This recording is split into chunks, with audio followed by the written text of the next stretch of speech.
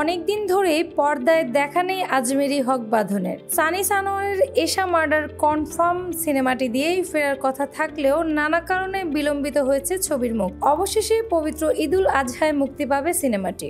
গতকাল রাতে প্রকাশিত হয়েছে সিনেমাটির দ্বিতীয় teaser Esha murder cycle of Karma. Tiger মিডিয়ার অফিসিয়াল ফেসবুক পেজে প্রকাশিত হয়েছে 1 মিনিট 9 সেকেন্ডের দৈর্ঘ্যের টিজারটি, যেখানে জমজমাট হত্যা রহস্যের আভাস পাওয়া গেছে।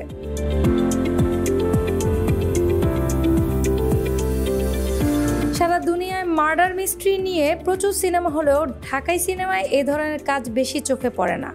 এর মধ্যে গত ঈদুল ফিতরে মুক্তি পায় শারাফ আহমেদ জীবনের চক্কর 302 সিনেমাটি। মার্ডার মিস্ট্রির ঘটনা সিনেমাটি দর্শকের প্রশংসাও কুড়ায়। এবার আসছে এশা মার্ডার। টিজারের শুরুতেই 2 অভিনয় শিল্পীকে দেখা যায় রোমান্টিক মেজাজে। পরের দৃশ্যটি থানার, সেখানে মিশা সওদাগরকে কারো নিখোঁজের ব্যাপারে কথা বলতে দেখা গেছে। সেটা তার বাড়ির গৃহপরিচারিকার।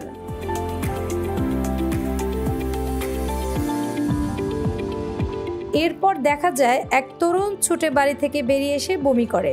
কোনো মৃতদেহ দেখেছে কি সেটা খোলাসা হয়নি, তবে অপরাধ যে কিছু একটা হয়েছে সেটা বোঝা যায় পরের দৃশ্যগুলোতে পুলিশ তৎপরতায়। টিজারের একেবারে শেষের দিকে দেখা যায় বাঁধনকে। এ ছবিতে পুলিশের গোয়েন্দা কর্মকর্তার চরিত্রে অভিনয় করেছেন তিনি। খুলবেন জটিল এক হত্যা রহস্যের জট। তবে টিজারে তার মুখে কোনো সংলাপ রাখা হয়নি। কোনো কথা না বললেও তার অভিব্যক্তিতে বেপরোয়া মনোভাব ঠিকই ফুটে উঠেছে।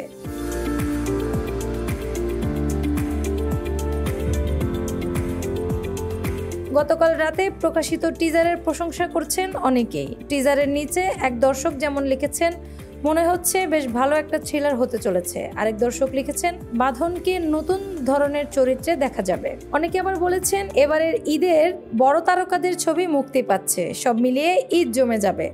বাঁধন ছাড়াও এই ছবিতে আছেন পূজা ক্রুজ, ফারুক আহমেদ, শরীফ সিরাজ, শতাব্দী ওয়াদুদ, সুষমা সরকার, নিবিড় আদনান, হাসনাত রিপন, সরকার রনক রিপন, শিল্পী সরকার অপু, একে আজাদ সেতু, মিশা সওদাগর ও সুমিত সেনগুপ্ত। কপ ক্রিয়েশনের প্রযোজনায় নির্মিত চলচ্চিত্রটিতে সহযোগী প্রযোজনা প্রতিষ্ঠান হিসেবে যুক্ত আছে বিঞ্জো এবং লিডস এন্টারটেইনমেন্ট।